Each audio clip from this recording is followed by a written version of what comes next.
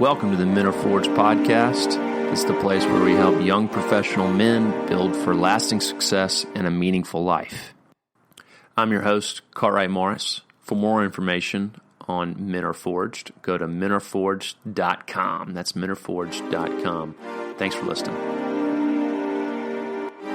Today's interview is with Corey Hilton. Corey shares his life story of being a male stripper for over 20 years.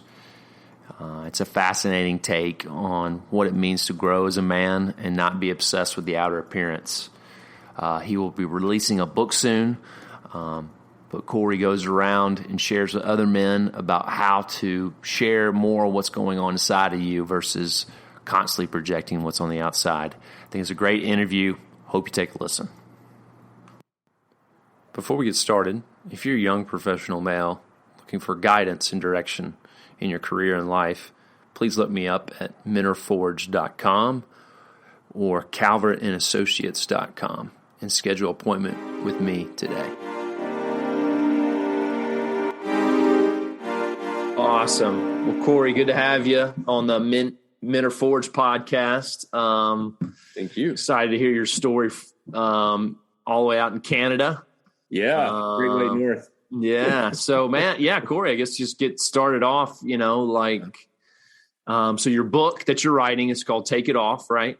Yes, sir. Yeah, it's Take It Off, and it has a subtitle behind it. Not quite sure exactly what the subtitle is going to be. Haven't really nailed that down yet, but it basically is a story of a really discovery of self-worth. And that came from a long process of working in a very, I guess you could say, colorful industry.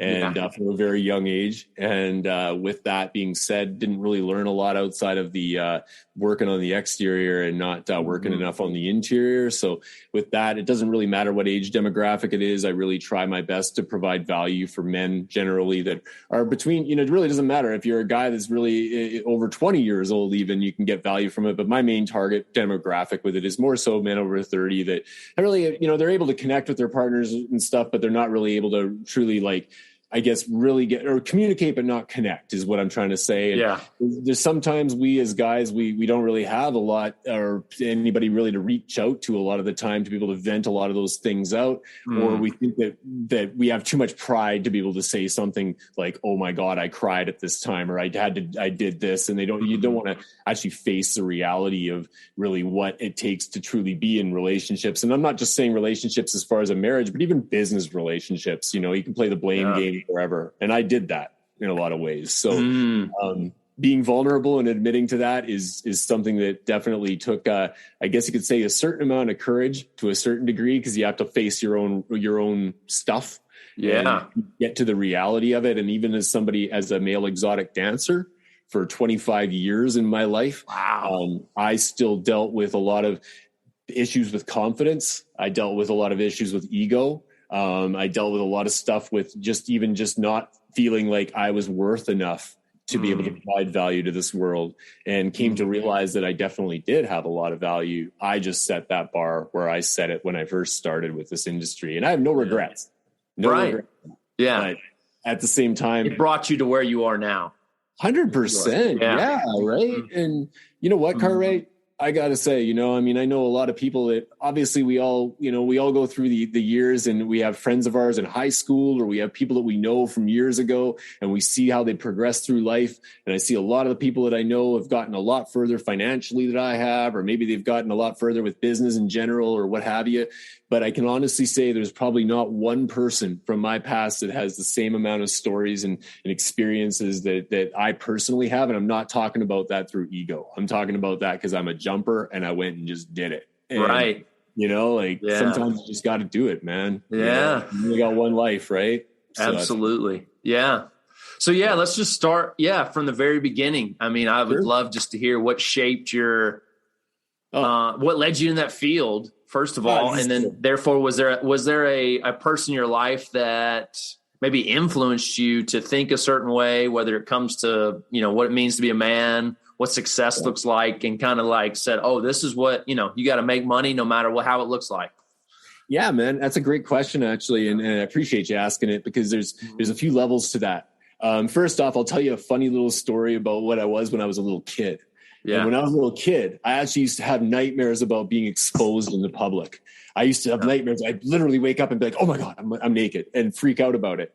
And part of the reason why I called my book Take It Off is because it's not just taking off your clothes, it's taking off the layers of BS in your head that you get put in there through life in general, right? We all have it. We just have different layers, right? So for me, when I was a little kid, when my family, and I was adopted to my grandparents.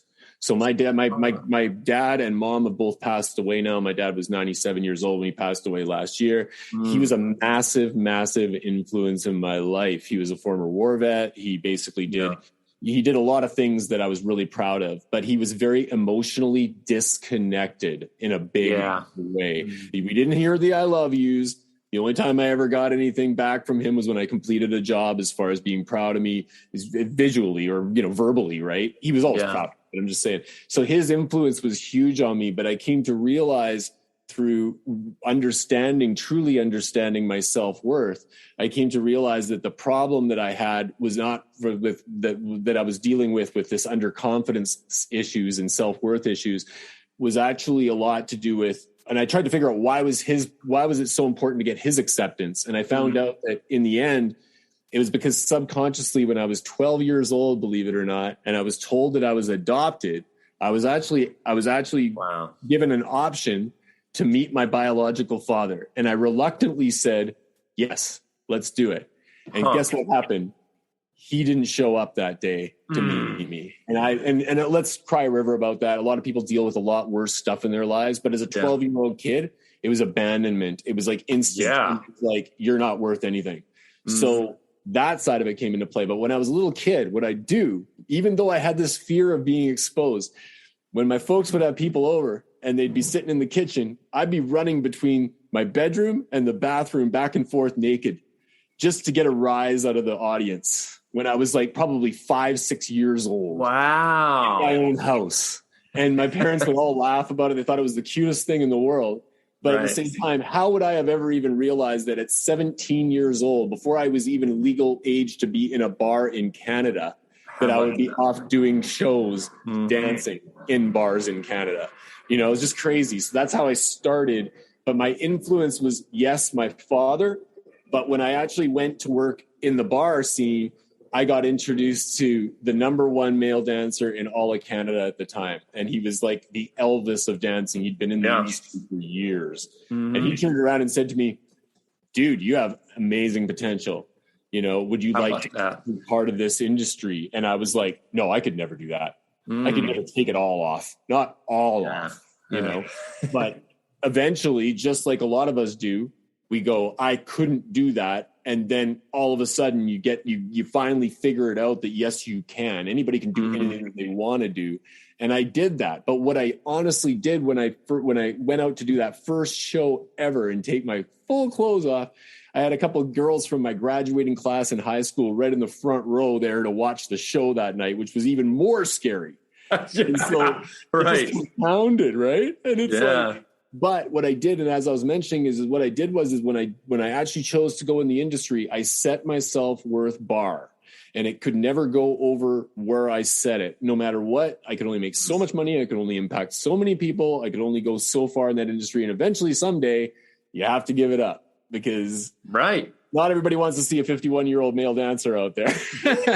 Right. So it was just one of those things. And so that's kind of the way that I got introduced to it. And although my dad was 97 years old and he didn't have that mindset at all, he still supported me and still helped me to build shows. Sometimes I'd go to do like a shower show or something like that. He'd be out there working, building PVC pipe, helping me build shows, like he was just there to support me. Right. So it was cool that, even somebody of a depression era mindset, somebody that had been in the war, he'd done all that stuff, was still open-minded enough to support his son that was going to go out and do this crazy industry. As long as I wasn't getting messed up in the head, he was good with it. So yeah, it's just, that's sort of my intro into the industry in a weird way. There's lots of other stories, but that's kind of it without spending all day on it. Yeah. And it's crazy. Yeah. I mean, I can remember a similar example, just around that age, 17, 18, you get affirmed by an older male that you think is successful and how that could be everything. That can be like, oh, really? And how that really can just push you. The power of affirmation and the power of words that leads, when someone holds a level of success, at least in our eyes, that what that leads to. So that's really interesting.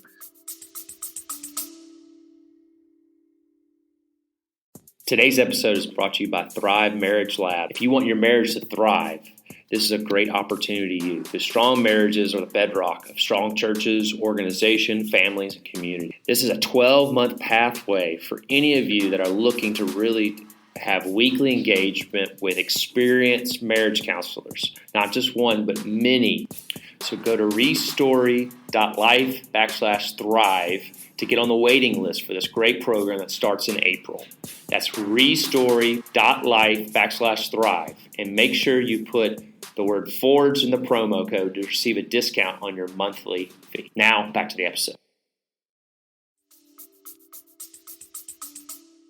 And they always say success leaves clues. In any industry it does, and that even goes for this industry. Like, this is an interesting conversation we're having, my friend, because this is not an industry that is the same as it was when I was doing it. This isn't something that is like, when you skip back 30 years from today and you actually look at what it used to be like in the late 80s or early 90s, people were lined up down the street for ladies' night. Like, it was the biggest thing on the planet. When I went to work in Florida, we had life-size, billboards outside of the club of us when you drove in the place, right? Like, it was on another level of insanity, right? But I worked both sides of the border. So I started in Canada. I worked for, quite a few years here, built up a reputation as a dancer, won a couple of contests, did Mr. Western Canada, Mr. New Canada, all that stuff, and got my footing here really well in the industry. But I hit the peak here, and then I ended up, the crazy thing was, and I know I'm kind of bouncing back and forth, but that bar that I originally started working in at 17 years old used to bring in a lot of dancers from different areas. And one place was actually Panama City Beach, Florida. They brought in a couple of groups. They came up once a year and they did a tour around, British Columbia, Alberta area. And I got to know these guys. And so their agent said to me, "Hey, Corey, if you ever choose that you want to, come on board and work with us, here's my card." And I kept his card for probably 5-6 years.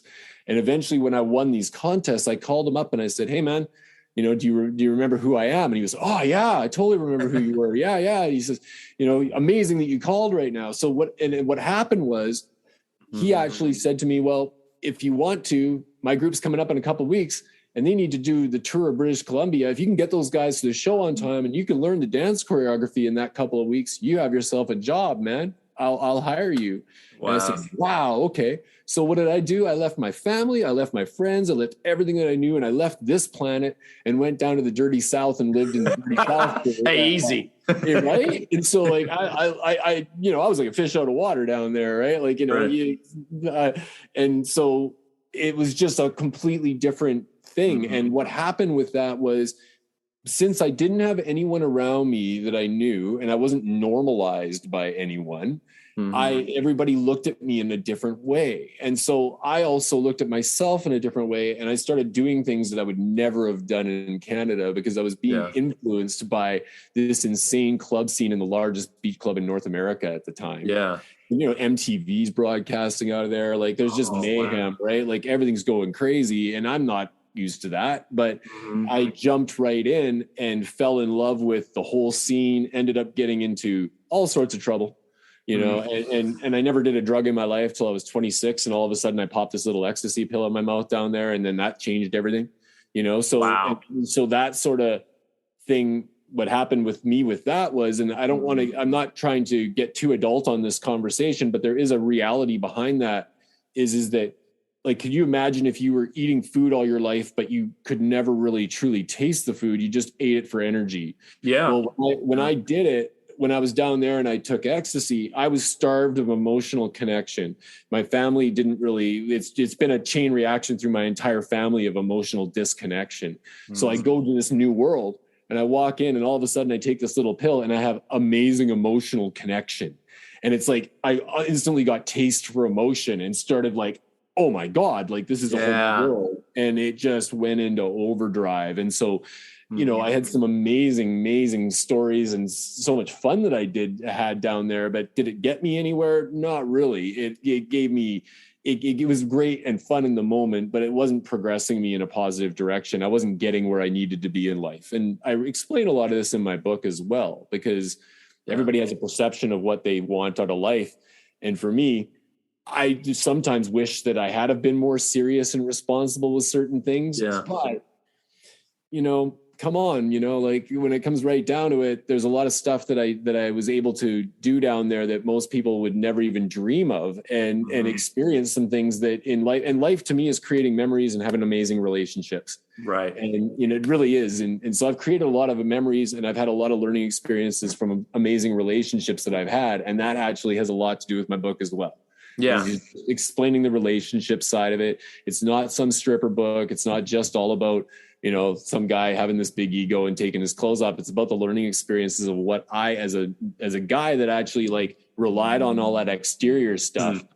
I didn't get my inner self together until I put my clothes back on and realized that was just as important or more important than my exterior in the first place. Right. Yeah. So I would love, just really unpack just the relationship part of that, being in part of that culture, that environment with other exotic dancers, the club scene. Yeah. What was that like? Because I think so much of we get shaped in our 20s, in our 30s about who's around us. And so, give me a little bit perspective on that and talk about emotional connection. Anyway, go for it. It's just crazy. Like, I think back sometimes, like, everybody goes through their phases, whether it's a drug phase, whether it's just, relying on certain things, maybe sexually or whatever it is. And so I relied on a lot of that stuff when I was in my early years, and even just the whole male thing about, wanting to get out there and have fun with a bunch of girls or whatever it may be. Right. Like, I went through my phase of that. I had some stuff that I did that I'm not necessarily completely proud of. I didn't hurt anybody. But at the same, I truly didn't hurt anybody. But I saw a lot of other dancers do some really, really, really not really cool things over those years, right? And so when it came to just like being in that realm, yes, it did develop me to a certain degree towards, I guess, the craziness in that scene. Yes, there was certain things that rubbed off, but the biggest thing that really stuck with me is that when I was in my hardest moments, when I was in my rock bottom moments, when there was things that I was alone in this world and there was nobody else around, there was no friends. And what I mean by that is that I had a bazillion acquaintances. Okay. Like I could walk into Club La Vila and down there in Florida, and there would be a lineup across the parking lot, and everybody knew my name, and everybody wanted to get into the club, and they all wanted to get to know me because they all wanted to use me for something. Right. A mile long and an inch deep.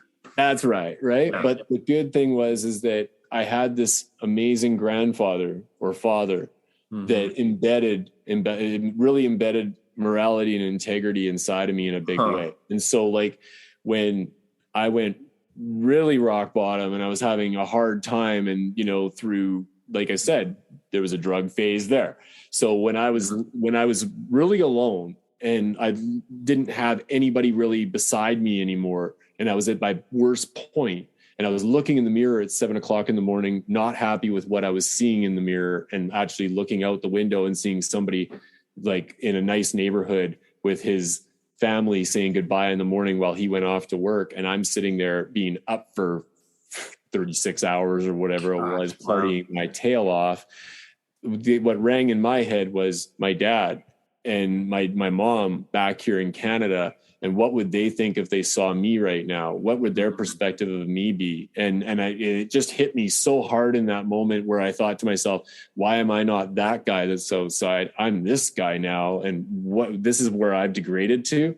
And it was bad. Like, cause I've always been somebody that has taken great care of my body. I was a former bodybuilder. I really had a passion for that. I was very disciplined in that department. Like I said, didn't do any drugs or anything crazy in my life till I was like 26 years old. So all that stuff, when I went into that new world, like it just came and hit me slap in the face and went, hey man, what happened to you? And I had to just get out of there. And it was like, from there, I kind of just was it my last experience with drugs? No. But it was the point where I realized I had an issue and I needed to really address that and get back to what was important in life, instead of just living in that moment of having fun through partying my tail off all the time. Right. But I was being paid to party. like I was being, yeah, you weren't. Yeah, exactly. Most people know? pay to party, but you're being paid to party. Yeah, yeah, like literally, right? Wow. So like, when I was working in Florida, like we were paid to lay out on the pool deck and have drinks and talk to girls out there. Like that was what we were actually paid to do that. Like we would go and do choreography, practice for an hour, and then go to the gym for an hour, and then be back at the club, do a show for a couple hours, and then it was party till 4:00 in the morning, get some sleep, and do it all over again. Yeah, right? It was just like mayhem. Would you say you're like personality wise, are you an extrovert? Like, I kind of feel like I'm in the middle on that, really. It's funny. Like, would it be so drained? Like, would you have to take, is that the reason why you started taking drugs just to? No. Or it was just part of the experience? You know, honestly, Cartwright, I think it was more so like, it wasn't like, it was just kind of like when you're in a different world and everybody around you is doing it and you're sitting there going, you're looking at what everybody's doing and they're all having a lot of fun and they're all emotionally connecting and they're all like, it was a very like, believe it or not, at that time, it wasn't like when you said drugs, it wasn't like I looked at it like that. I was actually looking at it like, oh my God, like this is like peace, love. There's no fighting going on. Everybody's like loving what they're doing. And it was just like, and even myself, like when I first got into that for years, like I only had 2 experiences in so many years of doing that stuff where I had bad experiences because I took something bad. But overall, I can honestly say that I actually had more good experiences than bad. Now, am I promoting it? No, not at all. I'm not here to promote that. That's not getting you anywhere in life. But at the same time, man, I had some insanely fun times, and there are a lot of them are obviously in my book, and there's a lot that, but it's more so. I would say that when it comes to that going into that new world. It was just that I didn't have anybody judging me. The only person that I had to judge was myself. And so when you're just kind of like thrown into this new mix, your mind opens up to, well, it doesn't matter what anybody thinks anymore. I can just go and live my life. And you get it. I got into that zone for so long that I got so deep in that I was starving actually for the other side of it in the end, where I was really starving for friendship. I was starving for like good relationships. I really wanted to have those little things in life that were all bypassed by doing drugs for a few years. Yeah. The drugs kind of took over and just was like, let's have fun at the club all the time. Right. Right.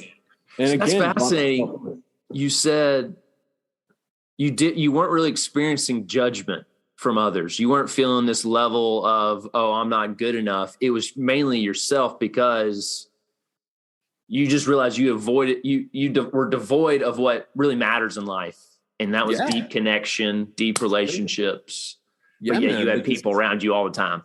Well, but the thing is, man, is I have an alter ego, right? Like I had a true alter ego, like an alter ego like no one else, because when you're literally have another name for your dance name, when you go up on stage, right. Wow. Right? You're performing a show. And so when you're performing a show, like it's all fake, right? Like it's not real. You're doing something, it's all acting. But what was crazy is that when I kind of got off the stage, I always thought, oh, I left all that ego on the stage. That was all just my dancer side coming out.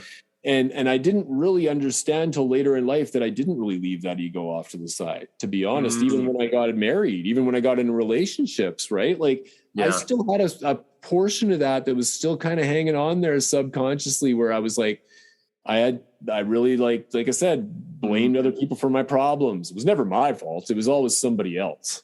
It was, I screwed up. No. It was because of this, and that's weak. And in a lot of ways, honestly, quite pathetic when I look back at it. Right. So it doesn't matter like whether a person to me is a male dancer out there. And you think a lot of people get this impression, they get this perception where they think, oh, this he has all the confidence in the world. He has a dream job. He must get all the women. He must be the happiest person on the planet. Yeah, not quite that way. I went through just as many hard times or more than most people do, and ended up in a lot of situations where I really was not in the best of places or, and didn't know what my future was going to be. And it was very alone a lot of the time. I didn't necessarily have a girl on my arm all the time, or, I didn't always have a lot of money in my pocket, right? Like all that Magic Mike stuff is a bunch of Hollywood stuff. What I was dealing with was a lot of other stuff that I saw even the guys in my dance review dealing with, things that they were doing that were like, that almost got them killed. Wow. Really, and I mean, I saw people flatline in front of me from having things happen in the club that were no fault of their own, but having somebody do something to them through other drugs that were being circulated around and stuff like that. And even my own ex-wife almost passed away from getting dosed by somebody in the bar. So it's scary. It's a scary reality. But I guess all I can say is that like I said, that perception, like every time that I have a guy or a girl ask me, what was it like? What was it like? What was it like? They all want to know. And I wrote this romanticized version of what it was like 5 years ago when I started the biography. But in this last year, I've taken my 7 pillars of personal development and thrown them in there and said, okay, this is what you guys can take from this. I made this mistake. Please don't make this mistake. Please don't, and I really truly don't, like in my heart and soul, I don't want any guy, or for that matter, even any woman, to deal with actually holding on to the cord, when somebody's cut the cord on your relationship, or you got and I did this, like I went through a pretty hard divorce, but we were separated. I was here in Canada. She was in the States. We couldn't see each other. It was just like this insane thing where we really just were stuck and there was no way out. And so with going through all that stuff, it was like,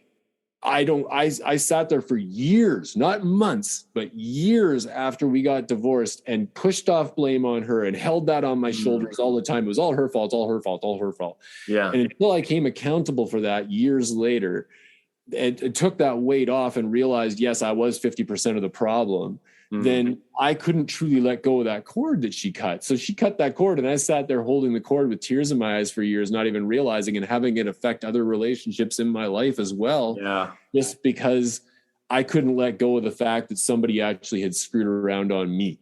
How dare she do that to poor me? Yeah. And it's just like, come on, man. You're right. Really, but if I could slice that down and take like, a few of those years off for somebody else that, and say, hey, whoever you are out there that's stuck in your situation and you think there's no way out and you're stuck in your own head, and everywhere you walk around, you think that everybody's looking at you thinking that you're crazy in your head. No, you're not crazy, man. You're just going through some stuff. Yeah, and you really are. You're just going through a lot of stuff right now, and the rest of the world out there isn't perceiving you as crazy. The world's just moving on, man, and you're not. Right. Yeah. Because no matter what, we can have somebody die, we can get divorced. All these things are going to happen in life, but the thing is, the world's going to keep spinning, and there's going to be another season, and you got to get ready for that next season, right? I mean, sure, we've all heard this one before, but for me, I stuck in that same season for so long and just gripped onto it so hard and let it all slip right through my fingers in the end anyway, right? So yeah. So, I mean, for my listeners, I kind of would love a little chronological. So at 17. Yes, it's kind of bounced. Got introduced to it. Yeah. So 5 years later, you moved to the U.S. and started doing it? How old were you when you moved to the U.S.? Okay, so when I started at 17, I was here in Canada. I was basically a male waiter. So I was like a guy that basically just had his top off, doing serving shooters to girls and making money off of tips and how much booze that I sold or whatever at the bar, right? So that was kind of like my introduction. But when I actually turned 23, I think it was when I actually decided to go into full nude dancing. So that was a little while. It took me a little while to get there. But I was a bodybuilder as well, and I went to a very heavy extreme trying to be a pro bodybuilder. And again, in a competition game, a comparison game, is always comparing myself to somebody else. It was all about the exterior, nothing to do with the interior at all. So I did that till I was about 23. Then that's rigorous. That's like, so most people don't realize, like you have a strict diet. You're working out 6 days a week at the least, right? Yeah. And so I won't stay here forever, but you want to talk discipline, man? Discipline to me is like a rubber band.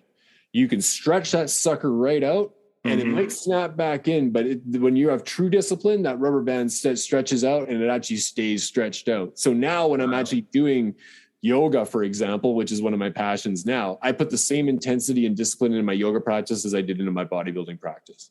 But what happened when I was a bodybuilder is, and there's a chapter in my book called Be a Freak to Be a Freak, is simply because here I was, this big 240-pound bodybuilder that had just like, I mean, wow, it was ridiculous how big I was at the time.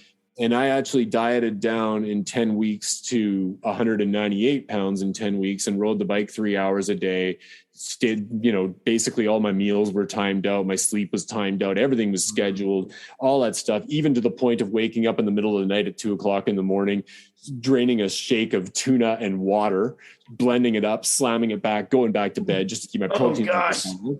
Yeah. Like all that crazy stuff. Right. Yeah. But that discipline, that determination brought me to a level in competing that I never dreamed I could get to. I had Mr. USA at the time guest posing at my contest, and he came up to me and said, literally, he said to me, dude, I just want to let you know, you might not have won this show, but you came in more leaned out and more ripped than most guys do for the Mr. Olympia. Congratulations, you won today. Like he was just, and I still get goosebumps when I think about it. And Mike Matarazzo was the man, and he's unfortunately passed away now. But, it was just one of those moments where I looked up at him like that. There again, a male figure that I really looked up to that I was like, oh my God. I think there's a Corey, that's an interesting reference there, because I think a lot of times when we have those big moments, we take as young men on the exterior. Oh, that was purely because of how I looked. That's right.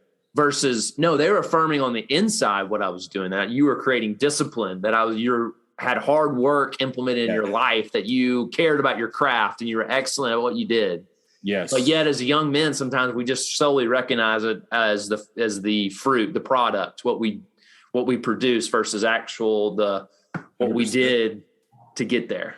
So yeah, man. And when I think about when everybody asks me what day were you on top of the world, the question, when somebody asks me what day were you on top of the world, it's never about the dancing industry. The day that I was on top of the world, when I was 23 years old on that stage, when I was doing that stage, when that guy said that to me that day, I felt on top of the world.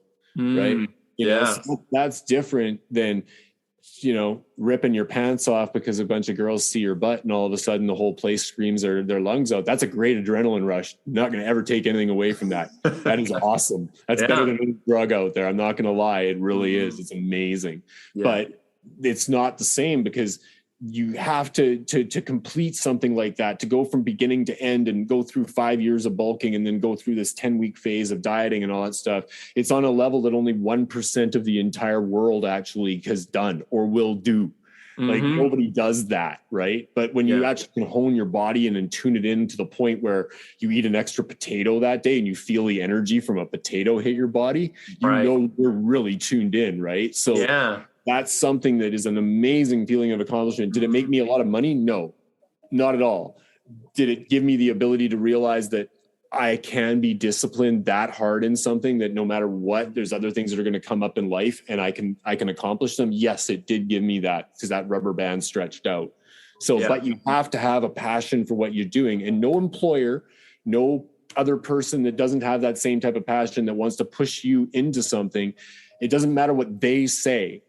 If you don't love or have a passion for what you're doing, you're not going to have the discipline to get there. It just simply, you got to really, truly be sold out and love what you're doing. And I've had employers say to me, oh, Corey, if you would put half the effort into your job as you did into your bodybuilding career, we would all be rich right now.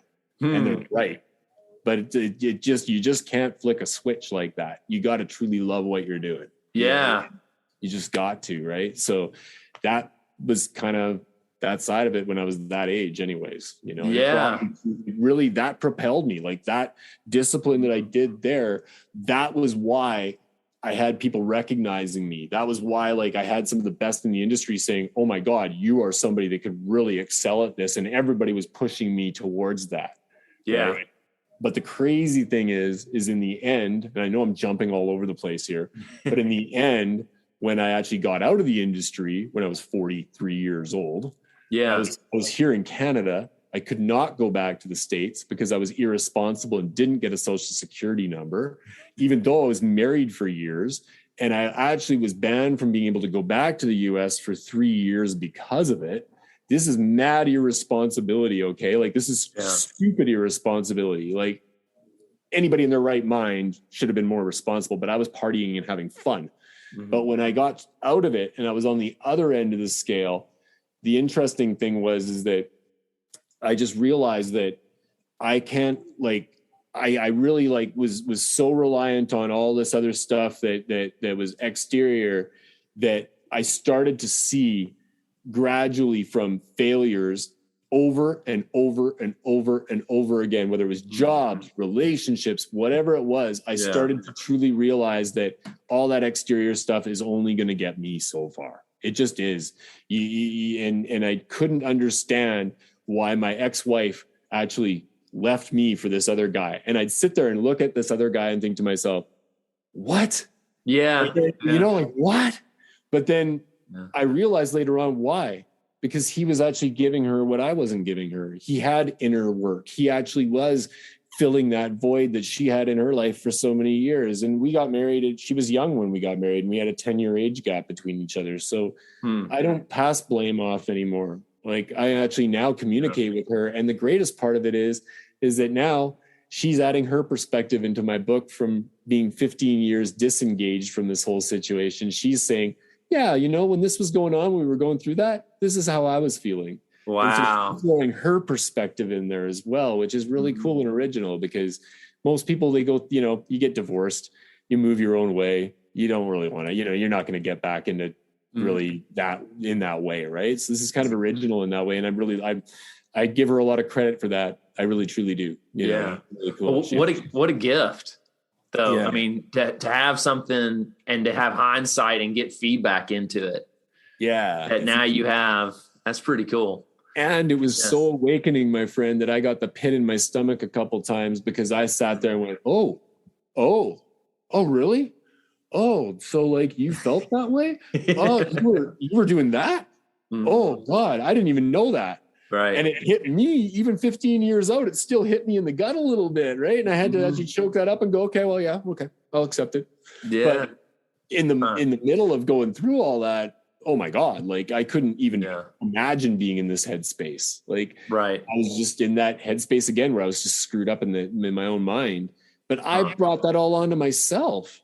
Like, really, you know, like you gotta really like I brought on so much pain and heartache into my own life, and it's not necessary. It just isn't, you know, and that's why I say, like, you know, being in a position where my grandfather raised me, my grandfather was a Depression era man. His mom committed suicide in a river before he was even like 10 years old. Wow. He was left destitute. He had to search for food in the Depression, had to jump trains. Right. Living in a bad situation in a lot of ways, but he came out of it and raised a family and did everything the best he could with the tools that he had. Right. Yeah.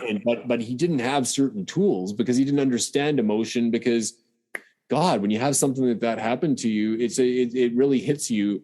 And if you don't break that cycle, then it just continues to go on and on and on. And every family member that I have, my aunts, my uncles, everybody, they have failed relationships. They have situations where they haven't been able to have fulfillment in their lives. They haven't been able to go for their dreams because they feel their self-worth is so low that they compartmentalize it all and put themselves way down here when they actually have an ability to be way up here. They just got to break the cycle. Yeah. Right? So that's what I literally did in this last year, was I broke the cycle and just went, hey, you know, this is what I want to live. I want to live my life, and I don't want to die with my dreams. And I want to make sure that, you know, I'm not just doing something that is paying me off $30, $40, $50 an hour. I don't want to just do something that's paying me off to eliminate my dreams.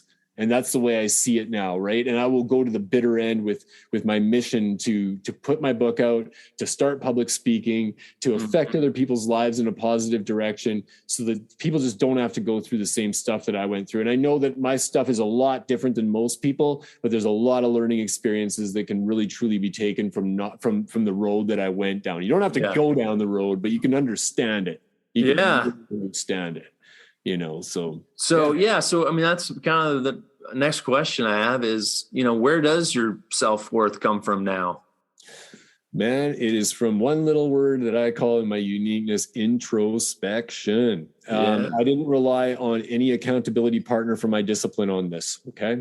I don't think that really, if you're truly disciplined on something, I don't think that you really need an accountability partner if you really want it bad enough. And for me, my father passed away.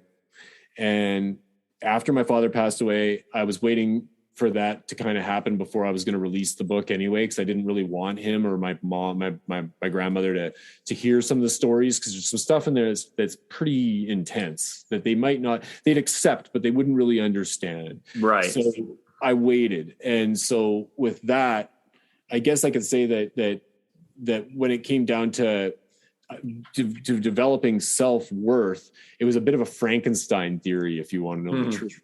And what I did was, we have this amazing ability right now, you guys, to be in this connected world of the internet. And we have so many amazing people that are influencers that have skills and expertise on so many things at our fingertips. They're right here. 30 years ago, we didn't even have that sort of stuff. It was a different world, right? So to me, I thought, I'm taking advantage of this. So I started plugging in. And what I did is every day, instead of sleeping in, got up an hour earlier, set my alarm, got to bed an hour earlier, got out and started hiking, started doing yoga first thing in the day, whatever it took to get the blood flow, to get everything going and get my motivation going. But at the same time, while I was doing that, I was plugged right in. I was listening to all the best of the best in the industry, taking what they had to give me, what applied to me, whatever it was, wrote it down, whatever it wasn't, threw it away. And literally took all that stuff in and just went, okay, how does this apply to me? What can I do to change that? And what I truly realized was the only way that I'm ever going to get to where I want to be. And this is just the God's honest truth. Yeah. I've always had an issue with this little word called lack. And lack comes from, you can blame it on the Depression era parents. You can blame it on whatever you want to. But for me, I always felt like I could have $1 million in my bank account right now. I would still be worried about lack. I'd still be worried about money. I just came back from Asia a year and a half ago. I was on an amazing trip for like a month in the Philippines. Okay. Wow. I traveled all over the Philippines. I had some of my most amazing moments in the Philippines literally ruined from the sense of lack still in the back of my head, worrying about not being enough, not having enough, not having enough money. So what I actually did is what I realized, the only way I'm ever going to get that out of my head is to increase my value the most that I possibly can, so that money is no longer in the equation. And how do you do that? Yeah. Right? How do you increase the value? We all have an ability to. We all have a past. We all have stories. And I don't care if you're 20, 30 years old. People have value. There's untouched value in your mind that you don't even realize is there. And so I started going, well, hey, I've, done this career. It's kind of unorthodox. I've written all this stuff. Where can I provide value? Where can I really get this where I can actually make an impact? And so when I wrote the rest of this, I'm still working on it, just about finished actually. But now that I have that, I'm not worried about the lack anymore. I just don't feel it in my body anymore. And that opened my mind up, and it opened my whole character up to realizing that there's a whole other world out there that you don't have to be held back from this prison in your freaking brain that there is. It's all right here. And every day we wake up, one day, look, am I perfect? No.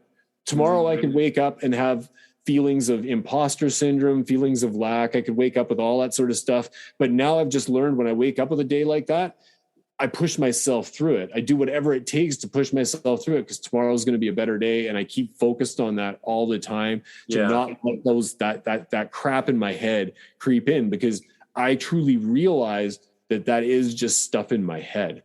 The rest of the world doesn't see me that way. I see me that way. Right. Yeah. So we're all our own worst judge. And absolutely.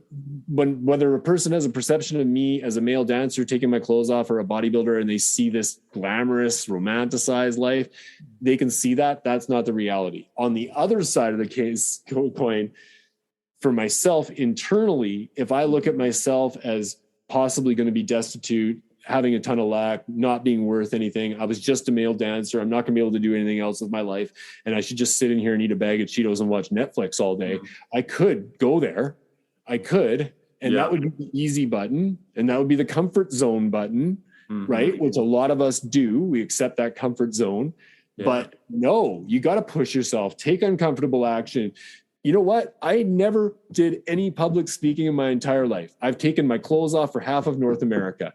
I got up and did public speaking one morning to a breakfast group at 7 a.m. And I'm glad there was a table in front of my legs because my knees were shaking so bloody hard. While I was doing that, I was so nervous. It was on another level. But when I finished it, I was like, okay, I can do that. I'm not an imposter anymore. I'm not an imposter, but you got to take that step, man. It's not going to be always, to grow. You got to get uncomfortable. You got to be uncomfortable being comfortable and comfortable being uncomfortable. I just look at that. I truly do look at that. And I believe that in my heart and soul. Was I uncomfortable the first time I went out on stage? Yes. Was I uncomfortable the last time I went out on stage? Yes, I was. Every time I went out on stage, I was uncomfortable. But I put myself in a realm that most people never see. Most people never even get to experience. So was it worth it? Yes, it was definitely worth it. And even now, I'm going to jump into public speaking. I'm excited about doing that. Do I know how to be a public speaker right now? No, I don't. Do I even know the how? Partially, yes, I do, because I'm getting really amazing training in that. But my why is really strong. And it doesn't really matter, like, if I didn't totally know the how or not, I know why I need to do this, right? And I visualize it. I can see it. I know when I go out on stage, the way that I can impact somebody. And it's not just the male side of it, it is the female side of it as well, right? Because what it comes down to is a lot of people, I believe, in being an influencer or trying to be in the industry that I'm trying to go into, a lot of people, what they do, their problem is they don't have the stories. They have all the why. They have the reason why they love to do it. Like they're like, oh, I really want to be an influencer because I want to help this type of a person. But they don't have the stories to back it up. I'm on the other way. I'm the completely other side of the equation. I have all the stories. I can tell you more stories. I could be here all day telling you stories. But I want to make sure that when I'm telling that story, that impact sticks. That person actually goes, oh, man, that was different. I'm going to remember that when I go home. And it's not just about, this guy was a stripper. I don't want to be stereotyped as a stripper. Right. No, like I really don't. Like I'm proud of my career, but there's so much more. And to me, it's like Corey is one thing. The stripper that was out there doing his show was a completely other thing. I want to be appreciated for the person that I am, not for the person that I used to be. Right. And living in the past isn't going to get me anywhere. Like it's great stories, but it's not going to get me anywhere. Right. Like to me, it's like the future. And right now, of all times, we should all be really focusing on ourselves right now. We should all be really, and not just focusing on ourselves, but really focusing on the people that are close to us that we love, being, really being there and appreciating those things that we have in our lives right now, because it could all be taken away right away. And tomorrow's not guaranteed. And I truly realize that from many of the things that I've went through in my life. And I'm not here to talk down to anybody, right? Like I'm really talking, if you guys are out there and you're listening to me right now, I'm looking you in the eye when I'm saying this, right? Like a lot of the time we don't get support in this world. We just don't. We look for it. We usually look for it from all the wrong people. We're usually looking for it from our family, our friends. We're always wanting somebody to say, oh yeah, you got this, man. And we're all looking in the wrong place. But if I'm talking to you, or I'm talking to a stranger out there and I'm telling you my story, you're like, holy shit, this guy's, sorry. But you're just like, holy cow, this guy's like really, he's got some amazing stuff. I really want to hear more. But my friends or my family, they all normalize me. They're just like, oh yeah, he's just doing his thing, whatever, right? They don't even look at it that way. So you always see that, right? If you have a celebrity out there, a celebrity that has something going on, Britney Spears just went through a bunch of stuff, right? How many people are all worried about Britney Spears and her poor life of being stuck in this conservator stuff or whatever she was with her parents? All these people are all focused on Britney Spears. They don't know Britney Spears. In fact, she doesn't know them and she'll probably never meet them, but they're all focused on her because she's not normalized to them, right? Like they put you on a pedestal that don't know you, and the people that are closest to you don't support you. And there's many reasons why. They may not think that their support's worth it. They may not even realize that it means something to you, right? So to me, it's I starved for that support for a long time and ended up in a lot of disappointment from expectation from others. And it's just really not, it's not helpful. The one thing that I can say, if you're out there trying to, get to your dream or whatever it is, I don't care if your dream's to be a garbage truck driver, don't look for the support close to you. If there's any recommendation I can say, don't look for support from your family or your friends, because it always ends up in disappointment. Because to me anyways, because I'm a bit of a dreamer. If I say I want to go out, I want to write this book, or I want to go and do public speaking, I'm talking from a different head than the person that goes out and works his 40 hours a week and is looking for his retirement at 55. It's just a different mindset. They don't see it the same way as I do. Right. So it just doesn't compute. And so, yeah. And you're saying that them being the main source of your motivation to go pursue that. Is that kind of what you mean? Or no, not really. My main source of my motivation is now just inside of me. I don't look for the support of others to get me there anymore, is what I'm trying to say. Right. Okay. Yeah. I look at it like everything that I put into what I do every single day is what's important. And I've detached myself literally from the world in this last year or so anyways, and just kind of worked on everything that I can personally, whether it's scheduling things and trying to take care of my physical health and my overall health, eating right, doing all the things that I need to do. But also, like I said, focusing a lot on that inner self, because looking, like I said, with the accountability side of it, I would never have dreamed, Carl, right, in a million years, I would never have dreamed that I would be sitting here literally having my ex-wife helping me with a book that I wrote 5 years ago to give her perspective. I would never have dreamed it. Personally, I wished the worst upon her at one point. Like, right. There was a storm blowing over New York, and I'm like, I'm glad it's raining on you right now. Like, right. I was just so bitter. And so just like, what was it getting me? It was getting me nowhere. It was not, it was just, all it was doing was embedding more negativity. Right. And so, and we can it's really easy to get stuck in that, right? Like, we all get heartbroken. We all have stuff that happens. Right. And it's not necessarily always fair. Right. Yeah. Like, it's not. Right. Like, I mean, I got, to me at one point, I thought I was screwed around so bad that the whole world owed me something. Yeah. Yeah. And I look back at that and go, what? The world doesn't owe you anything. It's still spinning, man. Yeah. It's still spinning. It doesn't care, Yeah. But communicating and being in the right environment, putting yourself in places where there's people that are, at a level where you want to be. And what you were saying earlier about when I got in the dance industry and, wanting to learn from other people. Well, now I try to learn from other people in doing what I'm doing. Like, I surround myself with other writers now. I surround myself with people that are really, in that public speaking arena, or even just, I don't expect their support, but by surrounding myself with them, I can learn the things that they're doing and really truly like implement some of those things into my own life. Cause I don't have all the answers. Right. Like, I don't like, and you'd only know what you know. And we only get taught what we get taught. And so my folks passed me on those tools, and my education passed me along the things that I knew, math, social studies, science, all those things. I didn't implement one of those things into my life. Had nothing to do with my life. Yeah. The biggest things that like I said, that I learned were truly just through introspection. It was just like really having to swallow it and go, hey man, you screwed up, or you did really good here, or whatever it was. Right. But I can go on and on, but I'm kind of, like I said, bouncing around a lot today, unfortunately, because I have 25 years worth of stuff here. And, it's crazy, because I will let you know that the one thing that I never wanted to be as a male dancer was that guy. And what I mean by that guy, this is kind of funny. Yeah. When I first started dancing and I looked out at the stage and I saw this one guy out there, and he was probably in his mid 40s, and he was doing a show, and the crowd was like just dead. And this guy's out there doing this show, and he's getting paid for it. He's not liking what he's doing. And he's just like, man, I'm out here having to do this.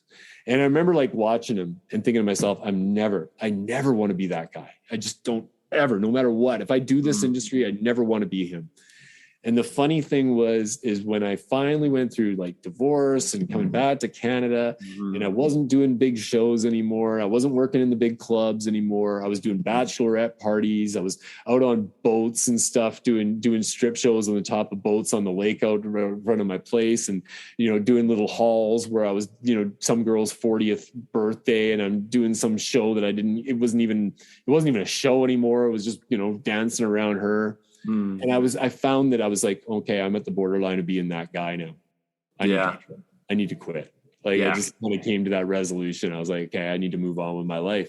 And I've seen so many guys in this industry that got dove into drugs, they got dove into whatever it was, and they were stuck doing a job that they absolutely hated after they got out of the industry. And I never wanted to be that guy either, where I was stuck having to do something that I didn't want to do the rest of my life. So it's, again, transition, motivation to get out of that comfort zone, man, you know, like, because I could easily go out and get myself a job working for Purelator or somebody and go out and drive all day or whatever. And that's an easy button. I could do it, but I choose not to right now because I have a bigger dream. And I really, like I said, I love making an impact and helping other people out. And I've done that in a lot of other ways through my bodybuilding and helping train people that weren't in the best of shape or whatever it was. It's really gratifying, right? It means more than the money.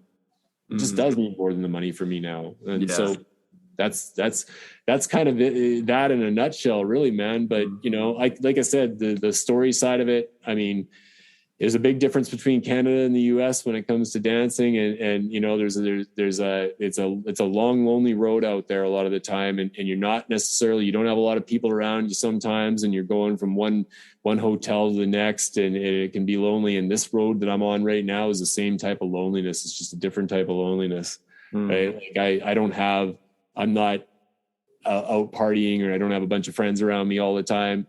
But sometimes you got to really, like, in my eyes anyway, when you really are determined to get somewhere and you really want to do it, sometimes it is a lonely road. You don't have to have the support. You just got to do it, man. Right. You just got to get it done. And no matter what it takes, I'm getting this job done. Right.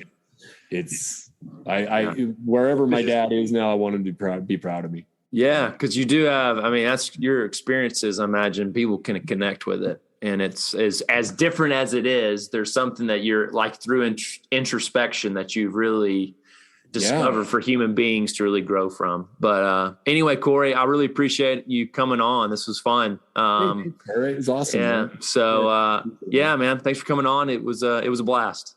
Yeah. Love hearing your stories, man. Maybe we can get together at some other time when the book comes out. We'll see what happens, man. Sounds good. That's all we've got for this episode of the Men Are Forged podcast. One thing that would really help me and other potential listeners is to rate this show and leave a comment on iTunes, Spotify, or wherever you listen. Make sure to link up with me at menarforged.com. Follow me on any social media, Facebook, Instagram, or even LinkedIn. And please share with anyone who would connect or resonate with Corey's story. Thanks for listening.